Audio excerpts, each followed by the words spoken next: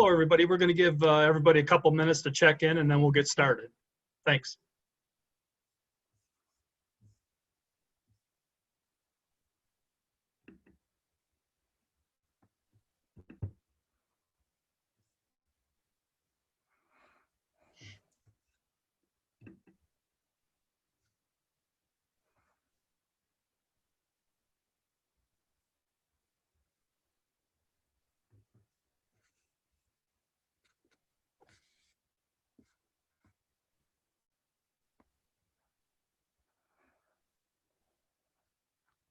Looks like we have about 12 people so far.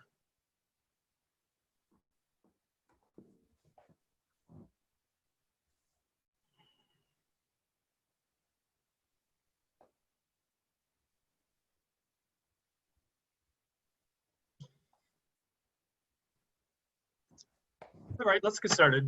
Good morning, everybody. I'm George Bundy, the Manager of Field Development for Indiana. Wanted to thank everybody for joining us. Today, our team is going to be sharing advocacy updates on both the local and national level.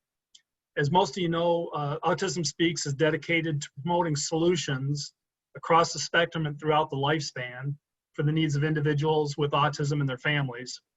We do this through advocacy and support, increasing the understanding and acceptance of people with autism, and advancing the research into causes and better interventions for ASD and the related conditions. Through the partnerships and collaborations with individuals just like yourselves, we are all committed to promoting a kinder, more inclusive world for the autism community. This year, Walk Day in Indiana is going to be September 12th. It's going to look a little different. As everybody knows, the year has been very challenging, and we've had to reimagine most of our events due to COVID-19. Health and safety for our participants, volunteers, staff has been the utmost concern.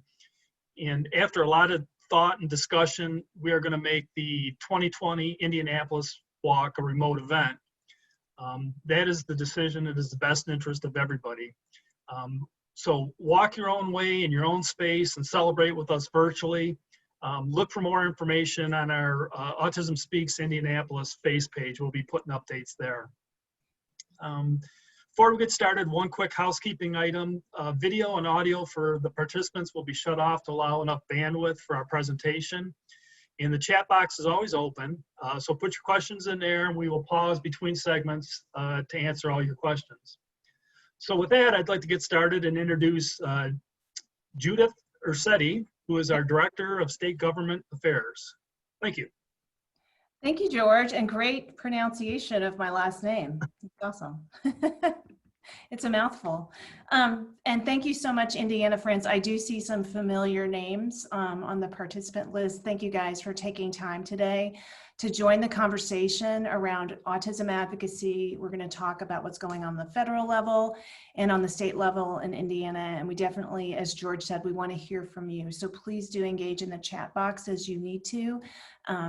We want it to be a back and forth as much as we can. So deep breath. This has been a really weird, awful, challenging, sometimes surprisingly good time.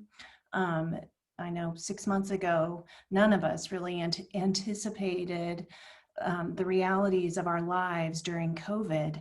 And we've been hearing a lot from the autism community in Indiana and around the country about just schools stopping, those educational services and supports just stopping, day programming coming to a halt for those who utilize that, the clinics, the ABA clinics, the speech therapy clinics, your doctor's office. Many of those have not been seeing patients, and there's been this rapid shift to telehealth, which in some cases has been really great, and in other cases totally awful, depending on your profile and the treatment that you're trying to access. There's been an increased need for mental health supports. The isolation, the change that we've all been through can really cause anxiety, depression for people with this on the spectrum, their loved ones, their caregivers, such a challenging time there. There's a lack of connection to community opportunities and supports.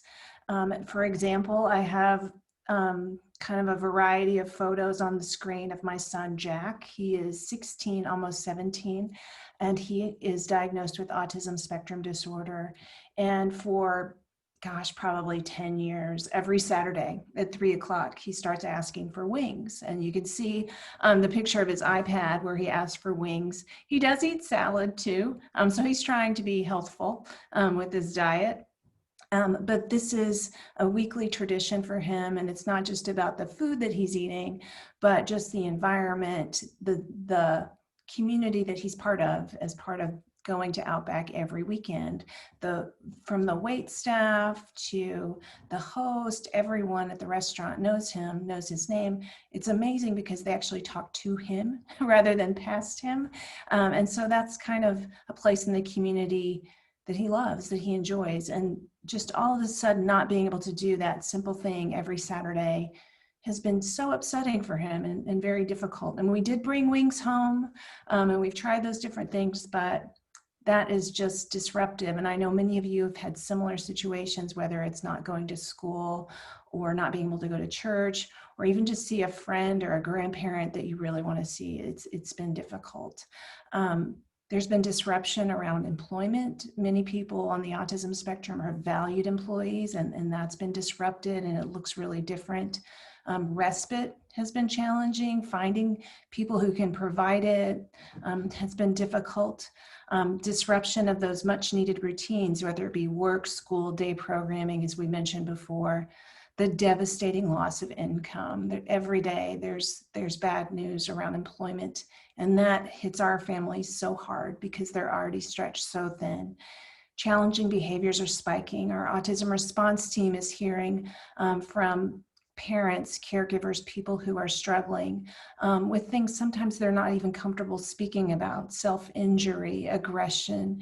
It's so hard when you're dealing with isolation, anxiety, and just the realities of autism. Access to healthcare with appropriate supports. We'll talk a little bit about more about that later.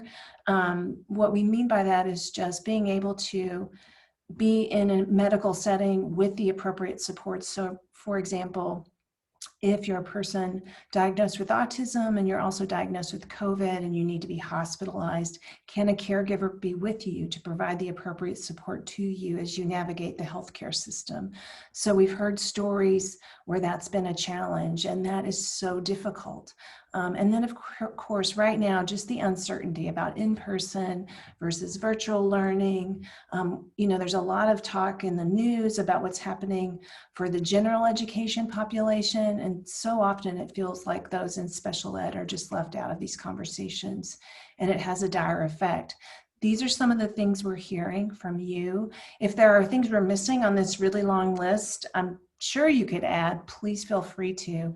But these messages, this theme has really underscored the advocacy and informed it that we're trying to do on the federal level every day and on the state level too. This is why we're here. And today we want to talk about the advocacy responses, just let you know what's going on and hear back from you. I do want to make sure that you know if you're dealing with challenges right now and you need help, we are here for you. The Autism Response Team is reachable through email, help@autismspeaks.org. There's an 800 number that you can call, 888-AUTISM-2. And there's even a number that's manned by someone who speaks Spanish, which is so important. So if we don't answer questions that you had today, we don't want you to leave feeling uninformed. So please do reach out to our Autism Response Team with any questions that you have. They are amazing human beings and they're there to help. All right, so what is today going to look like? It's not going to just be me talking about all the problems that we're facing, which are very real and need to be acknowledged. We're going to talk about solutions that are in the works on the federal level, on the state level, and then we're also going to talk about some community tools that you can access from Autism Speaks during this time and moving forward. So first on the agenda is Dave Stokowski. He is our Senior Director of Policy at Federal Government Affairs. He worked on the Hill for many years in DC and has been a champion for our community, and he's going to talk with you today about what's going on in DC that affects you every day. So Dave, turning it over to you now. Thank you so much for being here. Thanks, Judith. It's great to be with you all today. Um, and what I'm going to do is go over what has happened in Washington since COVID-19 hit the United States back in March. Go through some of the actions that have been taken, where things stand now, and what Autism Speaks has been advocating for throughout this crisis, and will continue to be advocating for going forward. I know this will be a lot of information thrown at you. We're just trying to provide a just an overview of what's occurred, but please do not hesitate if something doesn't make sense or you have questions to put that in the Q&A box. I'm happy to help answer that, and especially if there's a detail that I haven't gotten to. So back in March, the first action that was taken by Congress was on March 6th, a law called the Coronavirus Preparedness and Response Supplemental Appropriations Bill. This was really meant to be the first big amount of money distributed to address the public health response. It was $8.3 billion in emergency funding that was provided at the outset. This was, as I said, kind of the first action taken with the understanding that more would need to occur. Also, just to note that these bills are referred here as COVID 1, 2, 3, 3.5. And the reason is this is how they're referred to, and often in articles and in DC. It's just really the chronological order in which these bills have passed. So the next action that was taken was on March 18th, the COVID-2 bill, the Families First Coronavirus Response Act. This included many provisions that impacted our community, provided for some additional nutrition assistance, provided for an increase in Medicaid spending to ensure that people are able to access healthcare services, testing, related provisions. In addition to that, it also included a new emergency paid sick and family leave policy that would make eligible, or that makes eligible individuals who are either experiencing COVID related illness themselves or a family member has been, as well as allowing for those whose children's school or daycare program has been closed because of the pandemic to be eligible. And so this is of course an important provision for so many throughout the country, and of course for many in our community as well. I'll talk a little bit later about an issue related to adult dependence that we advocated on in that space. On March 27th, the third bill, the Coronavirus Aid, Relief, and Economic Security Act, the CARES Act, passed and became law. And in this is the law that I'm sure all of you have heard about in one way or another. It was a $2 trillion relief bill that covers a whole host of issues, whether it was hundreds of billions of dollars for the public health response, money for state and local governments to address COVID. This included the economic impact payments or stimulus payments. They're referred to in different ways, but the bottom line is these are the $1,200 per person, $500 per dependent under age 17 that were provided to most Americans. This is what provided the increased unemployment benefits of $600 on top of per week on top of existing benefits, although that did expire at the end of last month. It provided for forgivable loans for small businesses and other employers through the Paycheck Protection Program. Billions of dollars for schools, which Judith will talk about later on in the presentation here in terms of how that money has been distributed. And then an extension of the Money Follows the Person program. So even with the $2 trillion in funding that was provided and $2 trillion of assistance, there was a lot of discussion from that point on and at the end of March that there may be the need for another large relief package. And so since then, there's been a lot of discussion, some negotiation. I'll talk about that in a second, but but there was definitely an acknowledgement that there would be more that needs to be done. Now, I just want to touch quickly on this COVID 3.5, because you may have heard about this. As on April 24th, the Paycheck Protection Program and Healthcare Enhancement Act passed, and that was really a very targeted bill to address a shortfall in funds for that small business program that was created. So the CARES Act created this $350 billion program to provide forgivable loans for small businesses and other nonprofit employers, and it ran out of money in 2 weeks. And so what Congress did is they worked together to replenish that fund and then also provide some funding for hospitals and other healthcare providers and for testing. Now, again, this was a very narrow targeted measure, which is why it's been referred to as 3.5, because it was kind of an interim step. If we can go to the next slide, please. Thanks. So what's next?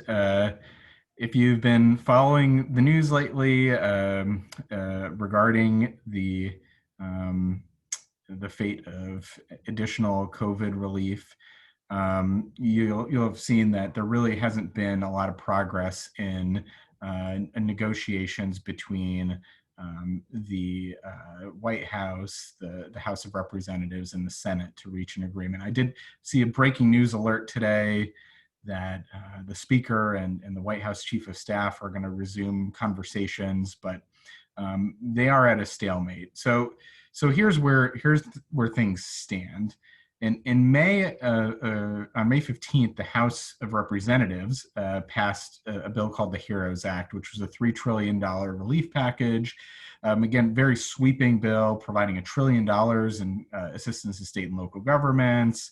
That bill addressed a number of the challenges that the Postal Service is experiencing. It has a variety of housing related provisions. I mean, really does run the gamut, provides additional stimulus payments. We wanted to point out a few of the priorities that we had been talking to members of Congress about and hearing about from the autism community that were included in this bill. There was a substantial increase in funding for home and community-based services that was included, $100 billion for education. It made sure that dependents over age 17 were retroactively eligible for economic impact payments. That was something that was not included in the previous bill. And then eligibility for those dependents for additional $1,200 payments. Now, I will say all this with the caveat that as soon as that bill passed, and probably even right prior to it passing in the House, the Senate indicated that it would not be taking this bill up. Senate Majority Leader McConnell said that they wouldn't be taking this up. So it was more of a kind of statement of priorities and an opening salvo in the negotiations from the House of Representatives. But we just wanted to point out some of the things that were in there that we were interested in. And likewise, back in July 27th, the Senate also released a bill, a $1 trillion relief package. And this included some priorities as well. It was slightly different in terms of the stimulus checks or economic impact payments, but it did provide for adult dependents or dependents over age 17 to be eligible for the $500 economic impact payments. It included $100 billion for education. But again, right now, the two chambers and the White House are still looking for an agreement. It has not occurred yet. The president did initiate some executive orders a few weeks ago related to unemployment insurance, related to the payroll tax, housing, et cetera. And we're still, with some of those, we're still awaiting additional guidance. With other parts of it, there has been some movement on, especially on the unemployment side, but it's still, it's not uniform throughout the country at this point in terms of that. So anyway, the path from here is really unclear. Both chambers are on recess right now until September 8th. The thinking, I think, is that after the convention finishes tonight, the Republican National Convention, that there might be some additional movement on getting towards a negotiated agreement because of the fact that both parties have now had their party conventions, and they'll turn their attention back to this. But we unfortunately, I do not have a crystal ball and cannot tell you exactly what will happen. But what I can tell you, if we can move to the next slide, please, Judith, is that we are going to continue to advocate for the community. We've been doing it, throughout this crisis on the priorities, the COVID-related priorities that we've been hearing about from the community. We'll be continuing to weigh in with members of Congress throughout. So some of the things that we've been advocating for are additional funding for home and community-based services to ensure that more people are eligible for it and have access, that personal protective equipment can be provided and funded through this, that additional pay and other types of incentives to ensure the continuity of workforce is there, a whole variety of things, but this is an area that we've been really weighing in heavily on, and will continue to going forward. Additional funding to meet the educational needs of students with autism. As Judith alluded to, this is, of course, an extraordinarily challenging situation. From the federal perspective, what we've been advocating for is that there's additional funding provided to local communities to be able to help meet the needs, the educational needs of students with autism. So whether it's in a virtual, if a school system is in a virtual setting, ensuring that the equipment is provided for students, and then for those that are in person now or going forward into the future, ensuring that school districts have the resources to be able to address the learning loss that we know has occurred throughout this crisis. So the next bullet I have here is protecting the rights of students under the Individuals with Disabilities Education Act and other laws. This was more of a concern back in March and April, when there had been rumors that Congress might waive some of the core protections that have been hard fought under IDEA because of the pandemic. And we, along with many other organizations as well, advocated against this, saying that the flexibility for school districts still existed, within IDEA, and there was no need to waive any of the core protections of IDEA. Fortunately, the Congress did not do that, and in fact, in April, the Secretary of Education issued a report saying that they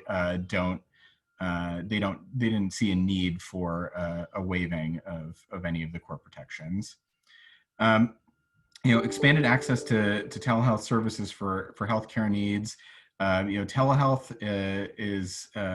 doesn't work for every type of service, but for some services and for some individuals, it's been an extremely helpful healthcare mechanism for delivery of healthcare.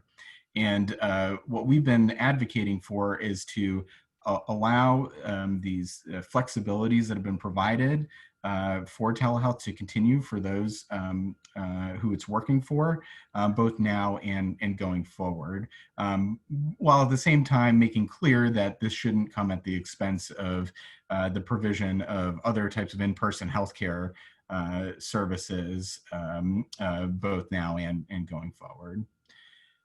So I mentioned the economic impact payments or stimulus checks that were provided. One of the inequities that was a part of that March 27th CARES law is that only dependents under the age of 17 were eligible for those payments. We heard from so many throughout our community, and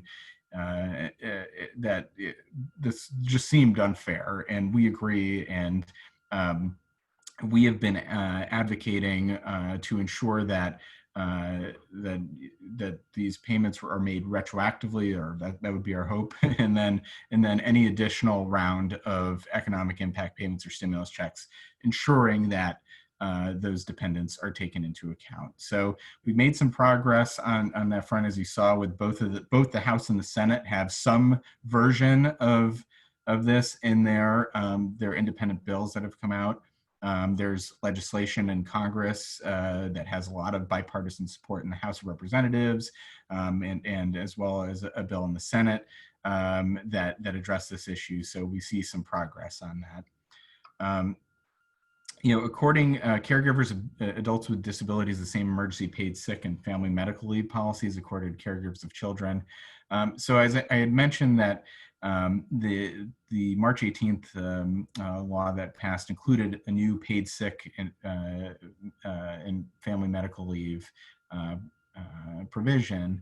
And the law was clear that those who had children who were in school or who were in a daycare setting that closed because of the pandemic would be eligible, but it was not as clear regarding those adult children whose normal source of care or day program, adult children with disabilities would be eligible. So those caregivers have been made eligible by the Department of Labor through guidance that they put out. This is something we advocated on along with many others. And then preventing discrimination in treatment decisions and care allocations based on disability. At the outset of the pandemic, and really it's a concern that we continue to have, but at the outset of the pandemic, there was a lot of very, very strong concern that because of the influx of the number of patients coming into healthcare facilities, that some treatment allocation decisions were being made based on whether or not somebody had a disability. We were very pleased that the Department of Health and Human Services, Office of Civil Rights released guidance to healthcare providers throughout the country indicating that they should not be doing that. We've also weighed in regarding ensuring that group homes have the personal protective equipment that's needed. There's some tragic stories about that, and we've been pushing for that, as well as ensuring that loved ones, caregivers of those with disabilities, are allowed to be able to be with an individual with disabilities if they're in the hospital for a COVID or non-COVID related stay. So, we've been consistently in touch with Congress, members on both sides of the aisle, in both chambers of Congress, advocating on these priorities, taking the things that we hear from the community and bringing them directly to members. So the leaders of the Congressional Autism Caucus, Congressman Chris Smith and Mike Doyle, sent letters in that have included many of these priorities, and we're going to just continue the fight and the effort to try to get these issues and others addressed in any future COVID-related package. So I know that was a ton of information. I'll stop there, and please let me know if there's any questions. Thanks. No questions so far, Dave. Thank you. Great, thanks. Thank you so much, Dave. We so appreciate the information about what's going on in DC. It may seem far away. It's interesting to hear about the trillions and billions of dollars that are flowing around, and some of those actually do affect the services that you receive in the state of Indiana. So we're going to talk a little bit about that now. If you need to stretch, take a break, feel free to. We are actually going to provide a recording of this. We're going to post it on our Autism Speaks YouTube page if you want to go back and view it later. We're also going to email out the materials. There are links embedded in this presentation, so you can click through, and if you're a detailed person, you can really read the details of some of the high-level information that we're sharing with you today. So talking about what's going on the state level, I also want to focus on some similar themes that compare to what Dave was talking about earlier. Healthcare, whether you are covered through Medicaid or through private health insurance, how is that affected by COVID? Those home and community-based services that Dave mentioned, those are provided through Medicaid waivers. We're going to talk about some flexibilities that are allowed right now for those. And then we're going to also touch on special education, early intervention, and the different provisions that are effective there right now. So let's talk about healthcare, and kind of one of the huge themes related to healthcare these days is the use of telehealth. And I'm wondering, how many of you have been accessing care through telehealth, whether it's through your Medicaid plan or through your private health insurance coverage. Hopefully it's working the way that it should. Early on in the pandemic, one of the first things that happened in March was Seema Verma, who runs Medicaid at CMS, the Center for Medicare and Medicaid Services, had a press conference, and she announced that they really wanted to make, for Medicaid plans, telehealth easily accessible, because she foresaw that this was going to be a time where it was sorely needed. And so Medicaid really has provided flexibility. Supposedly, it would be interesting to hear your experiences, but for Medicaid services, telehealth is supposed to be provided. The Indiana Health Coverage Programs did issue guidance around that early on, March 10th, and it extends through the public health emergency. So Indiana did follow through to a certain extent with their Medicaid plans. And so when we talk about telehealth, what does that mean? Does that mean you just have telehealth if you're going to have a well visit with your family practitioner? No, we're actually also talking about therapeutic services, the behavioral health like applied behavior analysis, which has been covered by health insurance in Indiana longer than any other state. Actually, Indiana was the first state to pass an autism insurance law in the nation. And I know Michelle Trivedi is on, and she has been such an advocate for autism insurance reform in the state of Indiana. So a true champion is with us today. So anyway, applied behavior analysis is covered through health insurance in Indiana, and it should be covered through telehealth too. There was some guidance, I know, through Medicaid. Private health insurance is covering these services too because of an executive order that came down from Governor Holcomb. So again, we're talking about things like ABA, also speech, OT, PT, psychological, psychiatric care. Those are all to be covered by telehealth.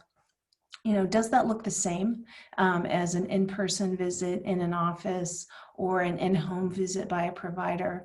No, it's not the same. And sometimes it's close to the same, and other times it's quite different. But for right now, it's important. And moving forward too, there are places in the state of Indiana where people can't access a clinic. And so this does open the door to access. We just want to make sure that the practices are evidence-based and the provision of services is quality. So that's important. We don't want to lose that in the conversation. So talking back again about telehealth, the Department of Insurance in Indiana requested health insurers provide coverage for expanded telemedicine services rendered under the authority of the order given by the governor.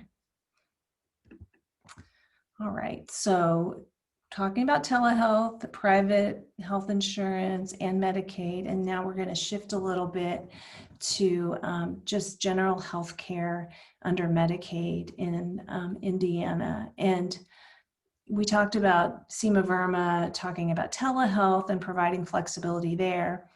They also, CMS, they've provided flexibility to Medicaid health plans just to make access to care a little bit easier during this time of quarantine and limited access. So there is a resource that CMS uses called an 1135 waiver. And there will not be a quiz. I know we're talking about so many sections and numbers, but the 1135 process is one that Indiana did participate in. They applied and were approved on March 25th, and also they amended it a bit, and that was approved on May 13th. And so for those Medicaid plans, it allows for the temporarily suspension of fee-for-service prior authorization requirements. It extends the pre-existing authorizations and suspends pre-admission screening and annual resident review assessments. It modifies the process for state hearing requests and provider enrollment procedures. And then it also allows for provision of services in different places and alternate settings. There's also flexibility in Medicaid home and community-based services. So we were talking about the clinical stuff, the medical stuff, 1135 waivers cover that. But now, if you shift around and you think about the waivers that are available in Indiana, there are flexibilities through a resource that CMS provides during public health emergencies called Appendix K. And Appendix K is something I'd never really heard of until the time of COVID, and now it's something that pretty much every state has taken advantage of.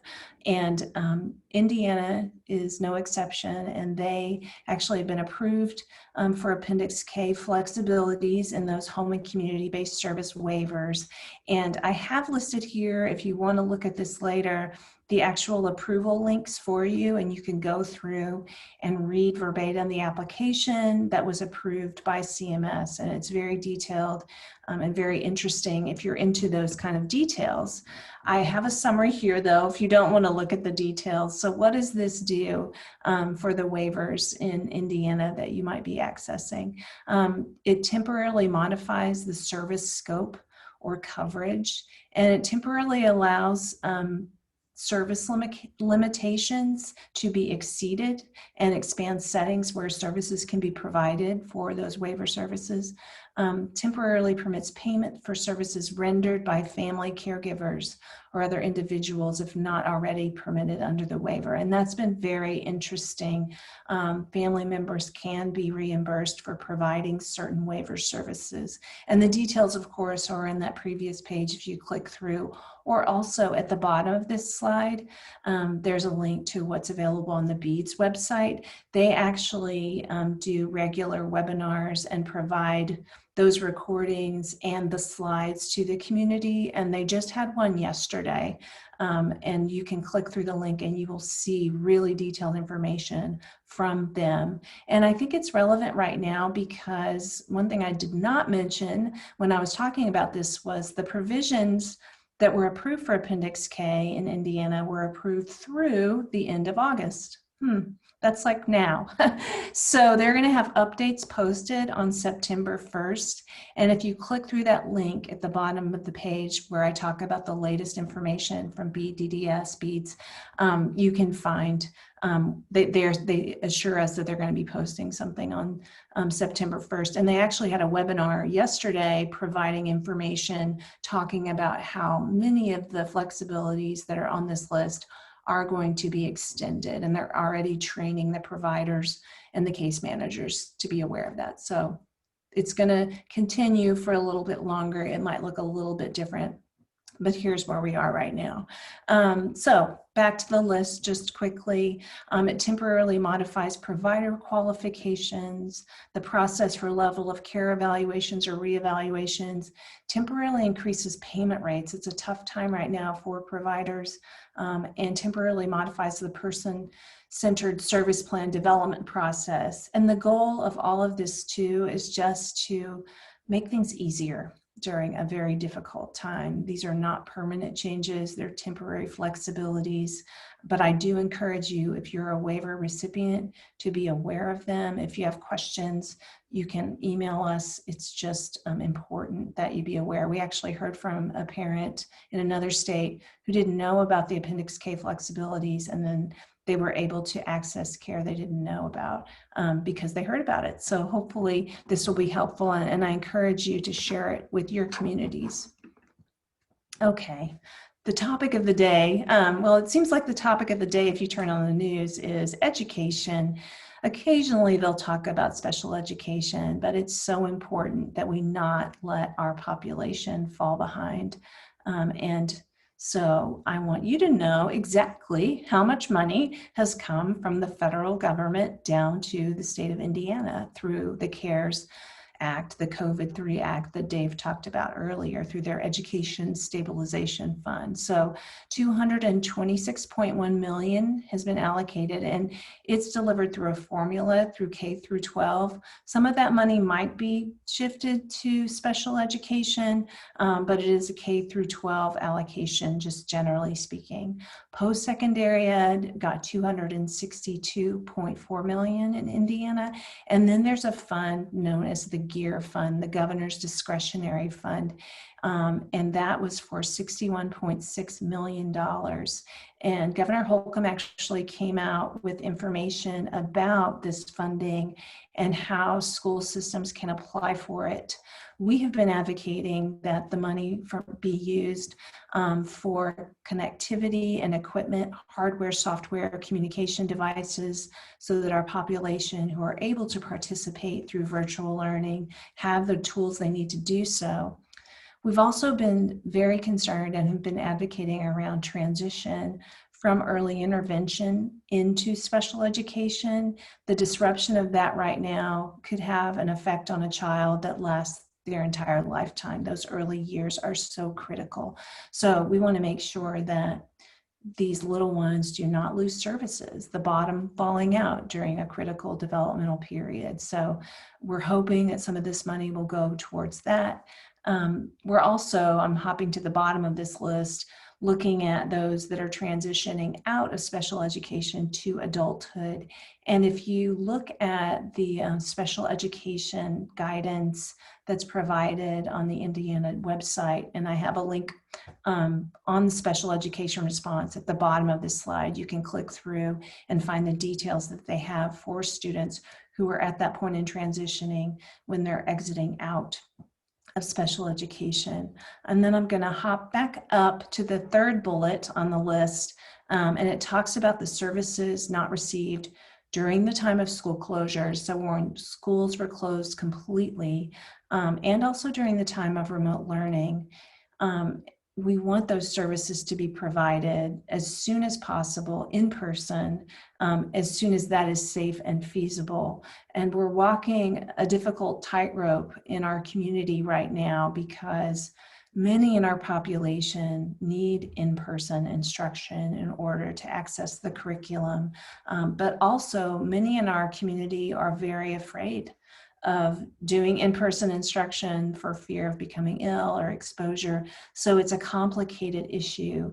And so if safe, if feasible, we are advocating that the supports be put in place so that those who need it can access in-person services.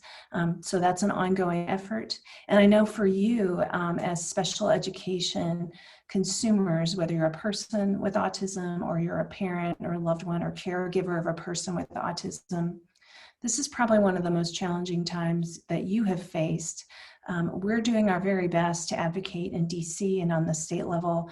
And I would encourage you during this time, if you can. If you can't, I totally get it, because it's hard just trying to keep control of the chaos if you're working and trying to help your child who's home all the time access school, and then just try to help them deal with the disruption of their routines. But on top of that, I just want you to remember that your child is still entitled to a free and appropriate public education that has not been diluted during this time. I know pre-COVID, accessing a free and appropriate public education under IDEA was problematic.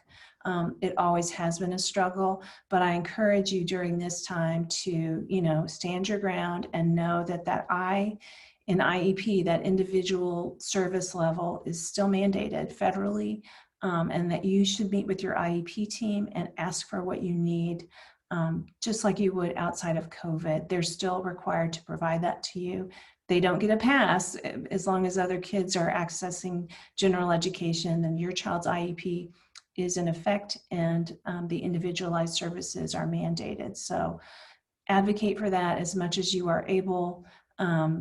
Feel free to, continue to go up the chain too if people give you blanket statements like they're doing everything the same for everyone. And I know that's easier said than done. And I'm also just sharing this as a fellow parent and advocate with you. I encourage you to continue to fight for those services as you're able to. The other thing I'll say too quickly is, as you are able, be part of those conversations and the planning in your school systems related to reopening and what that looks like. It's so important that special education voices be represented in these conversations. The reality is frequently they're not, because our families are, just so stretched thin right now anyway. But if you're able, or if you know someone who can be part of those conversations, and you can inform them, it's just important that in the communities your stories are told. And I encourage you to share them in those reopening conversations with your school boards, with your school systems moving forward. Okay, that is enough. I apologize for that long rant. I just want to encourage you as much as possible. And I also want to encourage you to please continue to follow our advocacy efforts. We want to be here for you. We want to work with you, with families, with our local organizations and partners who do such great work in Indiana. You can follow us on Facebook, on Twitter, on Instagram. If you're not a social media person, that's totally smart. And I would encourage you to please, though, visit our website, autismspeaks.org/advocacy. We have so much information there around insurance, Medicaid, the work we're doing with COVID, other things, home and community-based services, transition to adulthood, so much work being done. We also have the opportunity for you to sign up for advocacy alerts. If you scroll to the bottom of that autismspeaks.org/advocacy page, you can see a button where you sign up for our advocacy alerts. We need you. We need you. We need to be able to email you and ask you to email your senator or your congressman when the time is right, federally and on the state level. So we promise not to we won't spam you, but we do need you. So please do register for those advocacy alerts as you're able. And thank you for taking time to take in so much information about the federal information, state information. We so appreciate that. And I will stop right now to see if there are questions. Judith, you and Dave were so clear and had such good information to share that we do not have any questions. Okay, and thank you, Kelly. I want to make sure I introduce Kelly Hedrick, she oversees our state government affairs team at Autism Speaks, as well as our grassroots effort.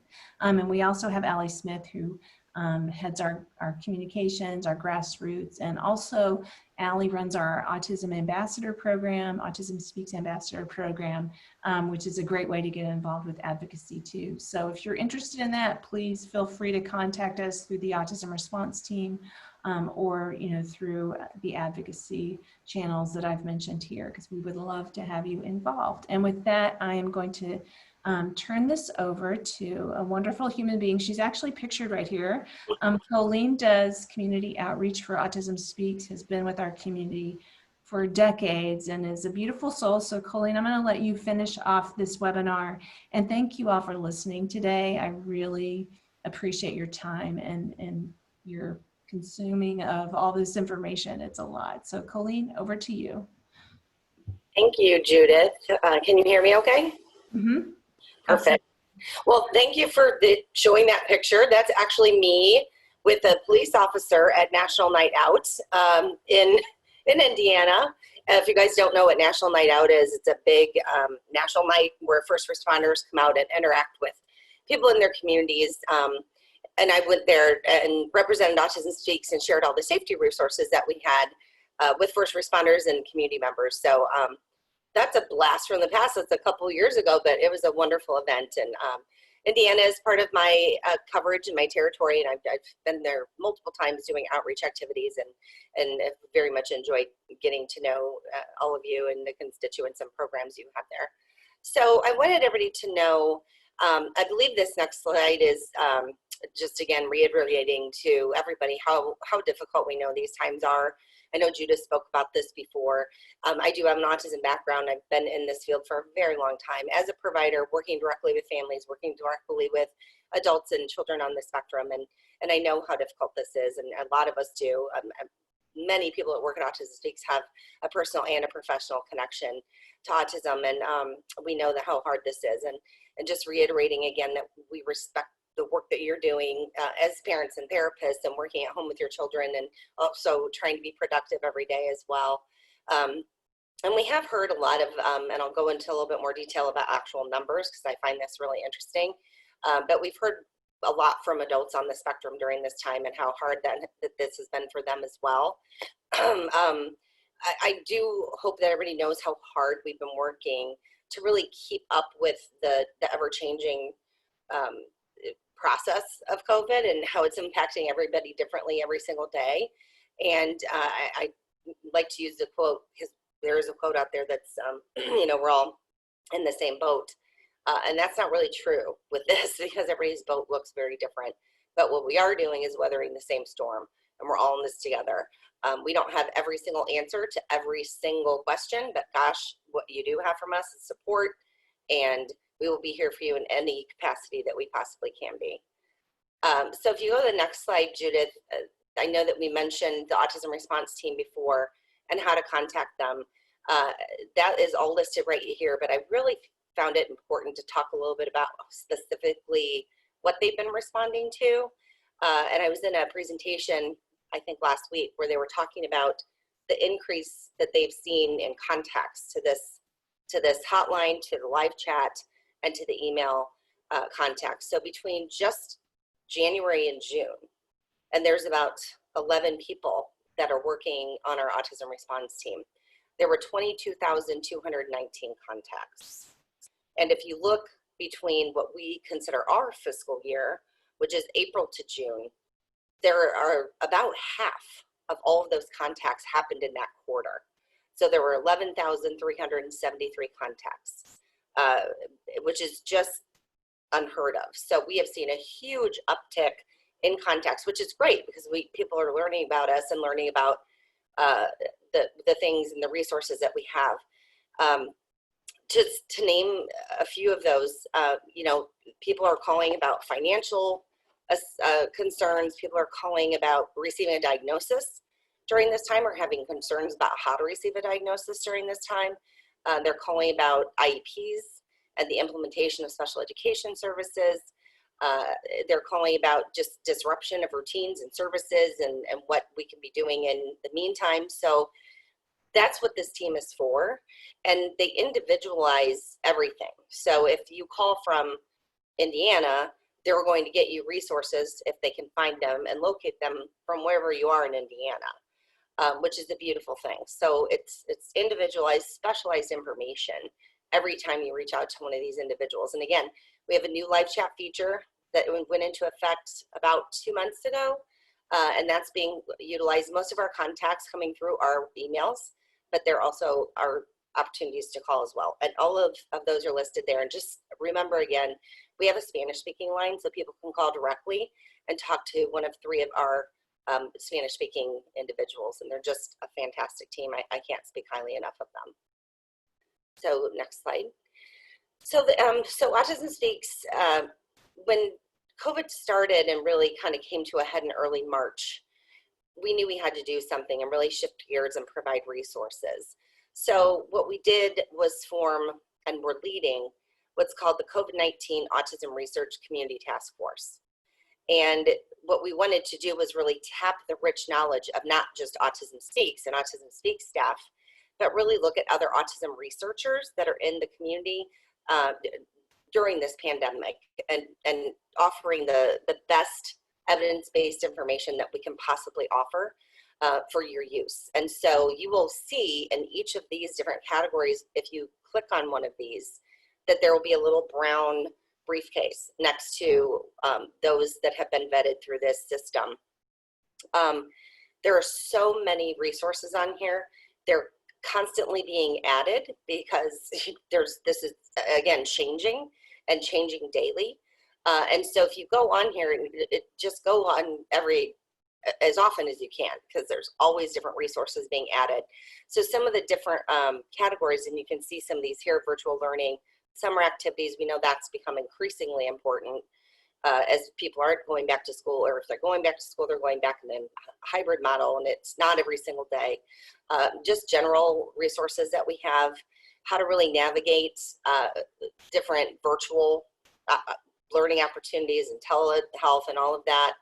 And what should we just know in general as the autism community as we're going through this. If you look at some of these pages, so if you go to autismspeaks.org right now, the very top of the page will be a gold banner, and if you click there, you'll see all these different resources come up, and they're in categories.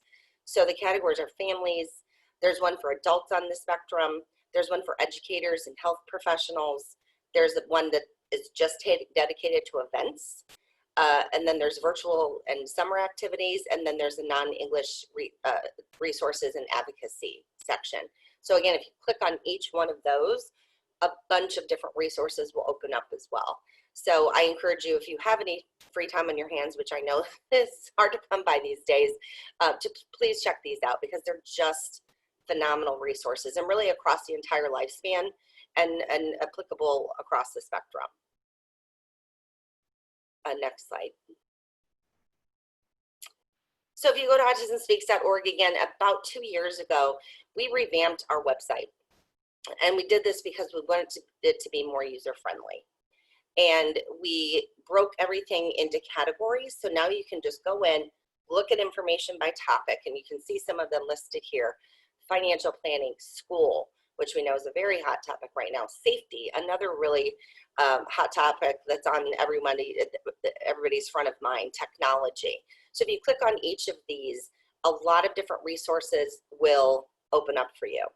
There are 2 things of note here. Under school, there is an IEP toolkit. We have 48 free downloadable toolkits. Some of these are being transferred into being digital.